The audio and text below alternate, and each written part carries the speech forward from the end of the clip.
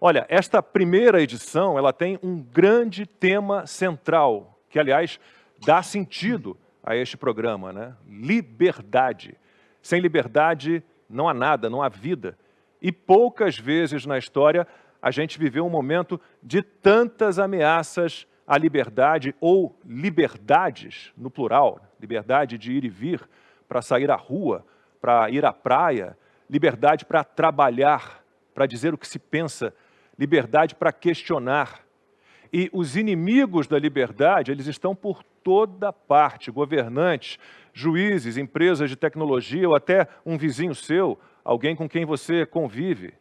E nós aqui do programa 4x4 entendemos muito bem o que é liberdade e a sua importância. É o apreço pela liberdade, principalmente, que nos une, e é em nome dela, a liberdade, que estaremos aqui todo domingo. Muito obrigado pela sua companhia, pelo seu apoio. Vamos então começar a nossa conversa com o aniversariante do dia, Rodrigo Constantino. Parabéns para o Constantino, faz aniversário hoje, neste 4 de julho, né, data da independência da maior democracia do mundo, os Estados Unidos. Constantino, uma democracia que também está ameaçada, né? Exatamente, Lacombe. Boa noite a todos. É um presente para mim, um grande presente de aniversário, poder estar viabilizando aqui esse programa com 3 pessoas que eu tanto admiro, né? E nessa data tão simbólica, né? Que por acaso foi a data que eu nasci também, que era destino. Defender a América, né? Os Estados Unidos da América, que é um país nascido com base numa ideia. Seus pais fundadores entendiam mais do que ninguém à época, né? O que era liberdade. E por isso mesmo defenderam uma república, né? O legado que fez a América ser a nação que se tornou foi um legado que veio da junção de 3 grandes civilizações, a grega, a romana e a Inglaterra, a inglesa. Então, o apreço pelo direito natural, o foco no indivíduo, no império das leis, a igualdade de todos perante as leis. É óbvio que nada nasceu perfeito ali. Teve muita briga, teve derramamento de sangue, né? Teve uma guerra civil, mas as ideias já estavam contidas ali no berço da América, né? E isso é o que a diferencia de tantos outros países, que tinham uma postura muito mais de cima para baixo, coletivista, algum tipo de déspota esclarecido que ditava as regras do jogo. Não aqui nos Estados Unidos. Aqui o foco é no indivíduo, a descentralização de poder por meio do federalismo, os estados independentes, o poder limitado pela Constituição. Tudo isso está no nascimento da América. E como você já disse, Lacombe, tudo isso está ameaçado. Hoje em dia tem muitos inimigos desses valores liberais, desse princípio, que tem um nome feio, mas é tão belo, chamado princípio de subsidiariedade, né? O que pode ser feito pelos indivíduos, pela pequena vizinhança, deixa lá. O local, o poder local, em vez dessa coisa toda que a gente vê muito no Brasil, delegando tudo a Brasília, né? E isso aqui tem gente querendo, infelizmente, jogar no lixo. Tem gente cuspindo no legado do que fez a América. Então, vamos ter aí bons debates, vamos ter bons exemplos de como isso está ameaçado, mas fica aqui, primeiro, o meu agradecimento a todos e, segundo, o meu apelo de que a liberdade vale a pena ser defendida sempre. A gente aqui no 4x4 tem um representante na costa leste dos Estados Unidos e uma representante na costa oeste, Ana Paula Henkel. Ana, quando a gente imaginou, né, que veria os Estados Unidos com a sua democracia, com toda a sua liberdade, tudo isso ameaçado, Ana, que coisa, né? Boa noite, Lacombe. Um prazer estar aqui com vocês. Profissionais maravilhosos e que hoje eu tenho a honra de chamá-los de amigos também. Então, é uma honra muito grande estar num projeto tão importante, né? Dando voz aí a tantas pessoas que querem falar, que querem expor, que querem defender a liberdade, que acho que é o tema central desse primeiro programa, que não podia nascer um dia mais interessante do que um 4 de julho. Então, muito obrigada a você aí do outro lado, nos assistindo. Obrigada à nossa equipe também maravilhosa, que colocou meses aí para colocar, né, esse projeto aí para realmente nascer num 4 de julho, numa independência jornalística. Então, é muito significativa a data de hoje. Como o Constantino falou muito bem, Lacombe, e eu, infelizmente, moro num estado hoje muito democrata, né? A gente coloca as duas costas aí, a leste e a oeste, e o Constantino mora num lugar extremamente republicano, onde essa palavra liberdade tem um governador que está defendendo com unhas e dentes essa palavra, enquanto aqui na costa oeste, onde a Califórnia, que já foi berço aí de um governador, né, maravilhoso, Ronald Reagan, 2 mandatos como governador da Califórnia, o berço da liberdade de expressão, entretenimento, a arte, né, não, sem amarras, sem correntes. Hoje, infelizmente, é um dos estados aí que mais cerca a sua liberdade em várias esferas, viu, Lacombe? Dentro dessa pandemia, a gente viu, por exemplo, que o governador daqui foi um projeto de tiranete bizarro, a palavra é essa, não tem outra. Ficamos em lockdown aqui na Califórnia por mais de um ano, e aí você vê, a gente volta ao que o Constantino disse sobre a história americana, mesmo num estado altamente democrata, que tem eleitores democratas ferrenhos, mesmo nesse estado, o governador daqui vai passar por um recall no dia 14 de setembro, agora o recall dele foi marcado essa semana, porque mesmo você sendo um democrata, a partir do momento que você começa a cercar e enforcar suas liberdades, aí, Lacombe, o americano não lembra se é democrata ou republicano. Ele é americano, ele é um revolucionário no bom sentido, né, que entrou numa revolução lá atrás, né, em 1776, exatamente para defender a liberdade. Então, a gente vai ter muito papo ainda sobre essa palavra, tem muita coisa em volta dessa palavra que precisa ser dito. Guilherme Fiuza, e o mais impressionante é que aqueles, né, que se dizem, né, os paladinos, os defensores da liberdade e da democracia, eles são os que mais atacam a liberdade, né? E quem defende verdadeiramente a liberdade, e aí não é um fenômeno dos Estados Unidos, nem do Brasil, é do mundo inteiro, aqueles que mais defendem a liberdade, né, são taxados de fascistas, né, de totalitários. É um fenômeno que a gente tem visto no Brasil, nos Estados Unidos, no mundo inteiro, Fiuza.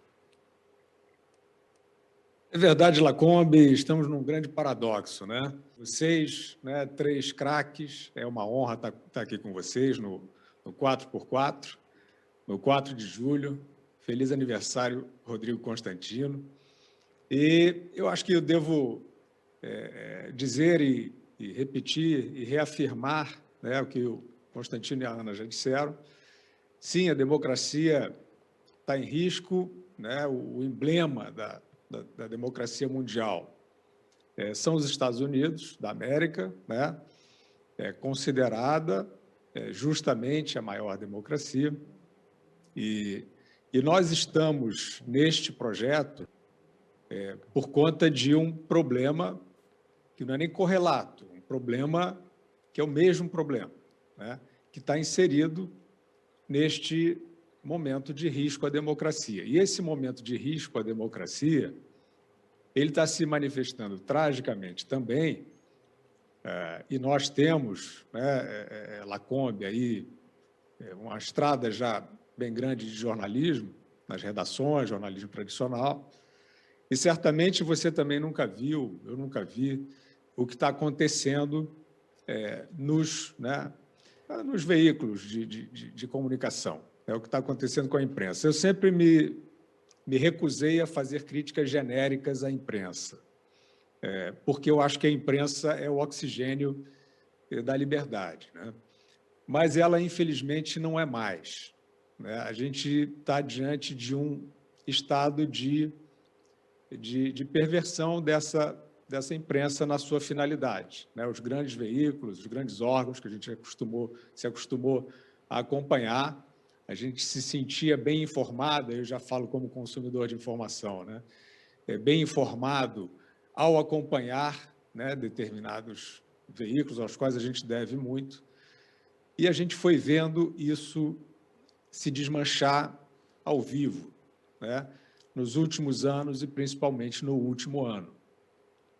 Eu não teria nenhuma vontade de de vender esse peixe, né? Estamos aqui numa brecha de liberdade contra o cerceamento, né? E nem me sinto numa brecha. O que a gente está trazendo é um canal, mais um canal, né, de comunicação, mas a gente percebe, sim, que os canais tradicionais se desviaram para um determinado tipo de ativismo, que eu não vou dizer nem que seja político. Eu considero, pelo menos, um ativismo mercadológico, né? Se vendeu uma cartilha, isso virou uma diretriz de mercado, e dentro dessa diretriz, tragicamente, em venda de falsas virtudes superficiais, nós caímos no que a gente nunca poderia imaginar, que era a manipulação da informação, o cerceamento à livre circulação da informação, o carimbo, a transformação de assuntos em tabu, em assuntos proibidos por parte de veículos tradicionais de mídia. E eu quero dizer que isso aqui não é um manifesto contra a mídia, ao contrário, né? Eu quero e acredito que ela vá se recuperar desse período realmente macabro, né? Agora, eu encerro esse primeiro comentário dizendo que este declínio cultural, né? Porque se a gente está falando que as principais fontes de informação estão envenenadas, e estão, infelizmente, eu estou generalizando, mas é porque é a maioria dos veículos, tá? Então, vamos deixar assim. Eu posso depreender tranquilamente, na verdade não estou nada tranquilo, que este lockdown mental, né, imposto pelos veículos de mídia, eles já fizeram algumas vítimas importantes. E uma delas foi, na minha opinião, e aí queria ouvir a Ana, o Constantino sobre isso, as eleições nos Estados Unidos da América, as eleições de 2020, eleições suspeitas, cercadas, atropeladas, é tabu, e neste programa não será tabu falar de fraudes na eleição americana, nós vamos falar, e eu acho que aí realmente a gente está na encruzilhada, né? Não é que tem um perigo iminente, o perigo já é manifesto, já é consistente, e tem essa primeira grande vítima, na minha opinião, que é a votação, a eleição presidencial nos Estados Unidos da América. Essa eleição foi realmente nebulosa demais, né, para ser delicado, né, para usar uma expressão bem delicada. Eu me lembro bem da Ana contando que ela própria, para votar, não precisou apresentar nenhum documento, né, Ana? Então você pode aí reunir tudo que você tem de história, né, tudo que indica que houve alguma coisa, no mínimo estranha, nessa eleição presidencial americana, né, Ana?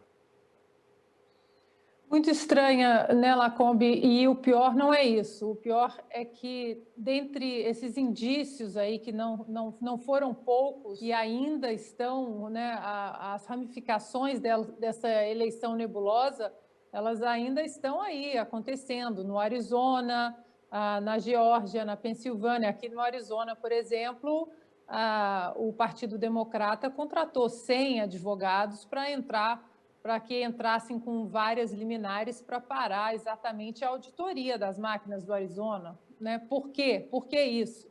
As coisas continuam acontecendo, e aí vem aquilo que o Constantino tocou no começo, a maravilha do federalismo americano, que fez o quê? Desde novembro de 2020, após essa eleição aí, no mínimo estranha, né? Para não falar outras palavras, vários estados já passaram suas legislações estaduais com uma rede ampla de proteção nas eleições. E aí o que acontece? Em estados, a Geórgia, por exemplo, passou dentro do seu pacote eleitoral, de proteção eleitoral, eles passaram que agora você precisa...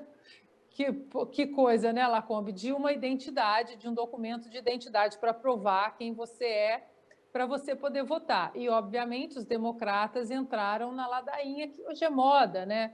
Racista, fascista, nazista. Então, agora, eles chamam essa medida que o estado da Geórgia passou, por exemplo, como uma medida racista, dizendo aí que nas comunidades negras, nas comunidades mais pobres, as pessoas não conseguem tirar um documento de identidade.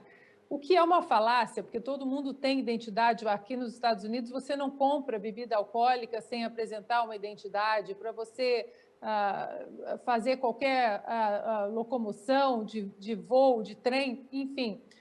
Então, é uma falácia. Agora, para você ver, Lacombe, que as eleições, elas não... Quando as pessoas falam, o Constantino pode até falar melhor também o que aconteceu na Flórida, mas quando as pessoas no Brasil tocam nesse assunto, houve fraude na eleição americana, não houve uma fraude em massa, do país todo houve essa fraude gigantesca. Os indícios apontam que nas cidades grandes, que são controladas administradas pelos democratas, como Filadélfia, Califórnia, Atlanta, esses esquemas, o que tudo aponta é que esses esquemas eles foram pontuais em algumas cidades que fariam a diferença. Agora, essa semana, Lacombe, olha o que aconteceu aqui nos Estados Unidos.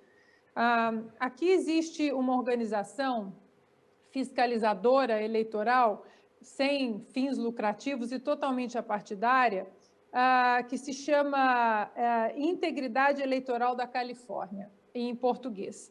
E essa semana, agora que passou, eles mandaram uma carta para a secretária de Estado da Califórnia, a Shirley Weber, com as seguintes perguntas, Lacombe, vou jogar aí para o Fiuza e para o Constantino comentarem. 4 perguntas que essa instituição jogou. Por que há quase 124 mil votos a mais contados na eleição de novembro de 2020 na Califórnia do que eleitores registrados na mesma eleição? Segunda pergunta da instituição. Por que mais de 7.700 eleitores têm 2 votos, votaram 2 vezes na eleição de 3 de novembro? Terceira pergunta, por que a Califórnia tem 1.800.000 eleitores registrados a mais do que cidadãos elegíveis para votar e por que esse excesso aumentou 72% exatamente no ciclo eleitoral de 2020? E a última pergunta desse relatório, por que os sistemas de registro online do DMV é como se fosse o Detran, por que esses registros na Califórnia mudaram o local de nascimento de 33 mil eleitores estrangeiros para Califórnia ou Estados Unidos, potencialmente aí, Lacombe, mascarando não cidadãos registrados ilegalmente para votar? Ou seja, é uma carta oficial de uma organização fiscalizadora sem fins lucrativos, apartidária, que está questionando a integridade aqui dentro da Califórnia. Só para finalizar, Lacombe, lembrando que agora em Nova York, alguma fraude pode ter acontecido dentro das primárias democratas, acharam 135 mil votos a mais ou a menos para o candidato a prefeito em Nova York, para você ver que as eleições de 2020, elas têm muito, muito mais perguntas do que respostas. Pois é, Constantino, e mesmo diante disso tudo, né, se a gente fala em suspeita de fraude, vão dizer, você é adepto de teoria da conspiração, vão tentar nos impedir de questionar. Essa que é a questão toda, a Fiuza sempre fala disso. Estão tentando nos impedir de questionar, ninguém pode perguntar mais nada, ninguém pode ter dúvida, ninguém pode ser desconfiado e curioso, que, aliás, são características fundamentais de um jornalista. Exatamente, lá como você pegou exatamente de onde eu queria pegar. E nosso público, nossa audiência vai perceber que esse é o fio condutor de vários outros temas, né? O Fiuza tocou no ponto central aqui. Nós não estamos podendo mais questionar. Se a gente falar esses números, esses dados levantados pela instituição apartidária na Califórnia, né? No Brasil vai ser recebido com um risinho de deboche pela imensa maioria dos, entre aspas, jornalistas. Isso é a morte de um jornalismo sério. Né, porque nos Estados Unidos, sim, tem muita suspeita. O que é diferente do Trump e da sua equipe terem conseguido provar fraudes suficientes a ponto de virar o resultado.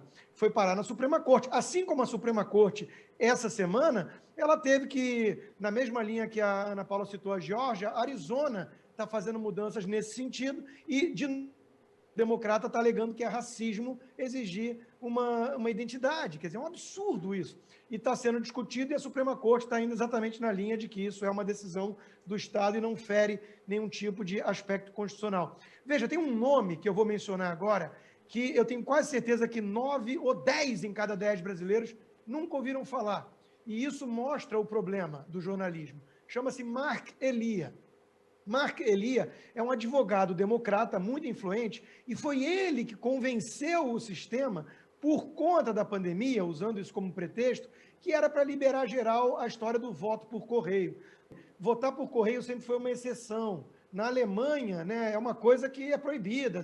Você nos Estados Unidos tem muita gente viajando, tem militares, tem gente que mora fora. Você permite o voto por correio tradicionalmente para exceções, para casos peculiares. Nós tivemos dezenas de milhões de votos por correio. É óbvio que isso abriu um precedente para fraude num país que a gente está vendo agora, está debatendo ter que mostrar a identidade na hora de votar. Imagina isso por correio. Gente passando nas casas para coletar os votos dos outros. Né? Vamos pensar numa coisa muito simples, né? Antes de dizer se há ou não a questão da fraude. Se a gente aceitar que foi tudo feito com a maior lisura do mundo, nós temos que engolir o fato, né, de que o Joe Biden, um senador de 50 anos de Senado apagado, o Joe Biden é o presidente mais popular da história da América. Né? É uma coisa muito estranha.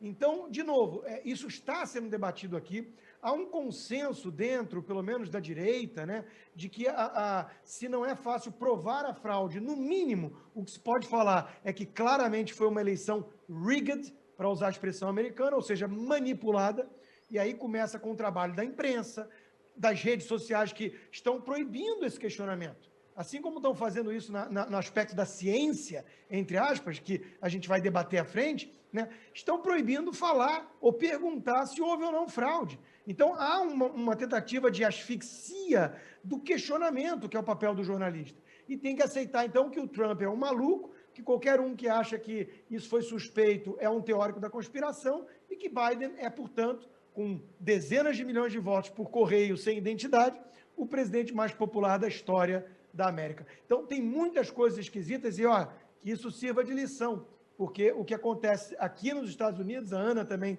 percebe muito bem isso, normalmente com um certo atraso, com um certo lag, acaba se reproduzindo com uma enorme coincidência no Brasil. Fiuza quer fazer mais um comentário sobre a questão americana, antes de eu puxar o olhar aí mais para, como disse o Constantino, a nossa eleição aqui no Brasil? Sim, realmente a gente tem que passar para o Brasil, porque, na verdade, a gente já passou, né? Que o nosso espectador entenda. Tudo que nós estamos falando é uma crise da democracia mundial. Né? Isso não é mais uma teoria, isso é constatável. Esse tipo de cerceamento, por exemplo, né, que o Constantino estava se referindo, é fato. Nós estamos trazendo aqui, isso que a Ana acabou de ler, dados sobre incongruências no processo eleitoral na Califórnia, vergonhosos, grosseiros. Isso aí, se você posta em rede social, não sei como é que está agora, mas no momento em que isso estava em disputa, isso era cancelado, isso era suprimido. Isso é um tipo de censura atroz. A gente não tem nenhuma vontade de ser aqui missionário da liberdade, não sei o que, a gente não acha graça nisso. A gente está vendo que há um cerco.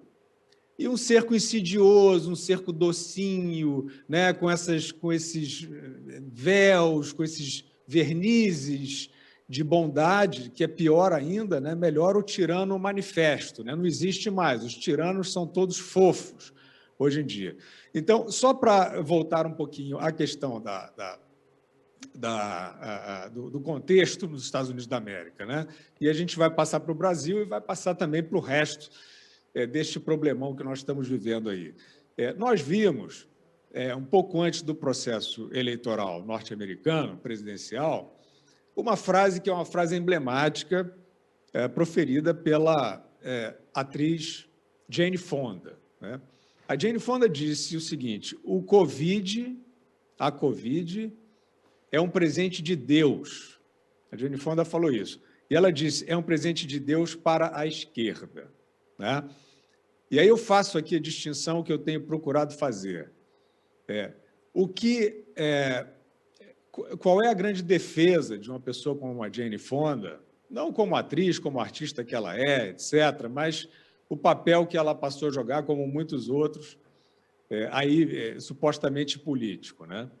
O grande escudo dessas pessoas, né, o grande salvo-conduto delas é justamente essa palavrinha esquerda, porque o mercado a quem ela se dirige e que a sustenta compra e vende este ativo aí como um sinal de preocupação com o outro, de altruísmo, né? Ali meio misturado com socialismo, etc., mas não precisa nem chegar lá. Essa esquerda que ela está dizendo são os bonzinhos, são aqueles que dividem as coisas, são aqueles que têm compaixão, são aqueles que têm sensibilidade contra uma direita que é bruta, que é individualista e tal. Então, eu sempre digo, os meus colegas já sabem, eu quero quebrar esse véu, porque ele é uma forma de defesa desta hipocrisia. Então, uma pessoa que afirma o que a Jane Fonda afirmou é uma cínica, né? E ela tem que ser chamada de cínica, pelo menos nesse aspecto aí. E eu queria dizer o seguinte, a fantasia, a construção, que tragicamente a gente está vendo, como eu mencionei no comentário anterior, a outrora grande imprensa reproduzindo como um conto de fadas vagabundo, como uma historinha idiota, e que, infelizmente, tem se expandido bastante, essa historinha de que o Trump era o cara malvado da direita, não sei o quê, o xenófobo, etc., etc., etc., e que ela e aqueles que torceram pela Covid como um presente de Deus, né, dito por ela, queriam bagunçar o coreto. Por que eles queriam bagunçar o coreto? Né? Por que eles queriam transformar a eleição norte-americana na casa da mãe Joana? Porque eles sabiam que aquele que eles alegoricamente tentavam colocar como homem mau, como representante do mal, exatamente dessa maneira simplória e infantilóide, mas que é comprada, aquele estava fazendo uma gestão, e como eu já fiz aqui a ressalva de que não me interessa essa dicotomia, eu não vou dizer que era uma gestão de direita bem-sucedida. Era uma gestão bem-sucedida. Por que é uma gestão bem-sucedida? Porque tinha liberdade, porque tinha afluência dos menos favorecidos, indicadores macroeconômicos em ascensão, uma sociedade, como víamos nas pesquisas, uma sociedade relativamente satisfeita com aquela administração. Então, só com um presente de Deus, entre muitas aspas, se poderia bagunçar essa suposta vontade da maioria, né, que já tinha sido consagrada anteriormente. Então, não se trata, evidentemente, de uma batalha de progressista contra não sei o quê, se trata de uma batalha de cínicos contra aqueles que estavam, a gente pode dizer, defendendo a liberdade. Isso é um fenômeno mundial. No Brasil, a luta também é essa, né, fazendo a passagem. A luta também é essa. Também precede Bolsonaro, né, essa questão no Brasil. Depois do impeachment da Dilma Rousseff, já havia um ambiente de desintoxicação das instituições, ou seja, de liberdade para a riqueza não ser sangrada e engolida pelo Estado, que supostamente é da esquerda, Robin Hood, não sei o quê, mas que é para abastecer um clube. Então, o Brasil já tinha essa luta anteriormente, houve uma tentativa de virada de mesa no Brasil, antes da ascensão de Bolsonaro, depois do impeachment. Então, estas garras, né, parasitárias já estavam colocadas. Esse problema precede o governo Bolsonaro e, evidentemente, se acirrou, e aí eu acho que a gente pode passar para o drama que a gente vive agora, que a gente tem eleição no ano que vem.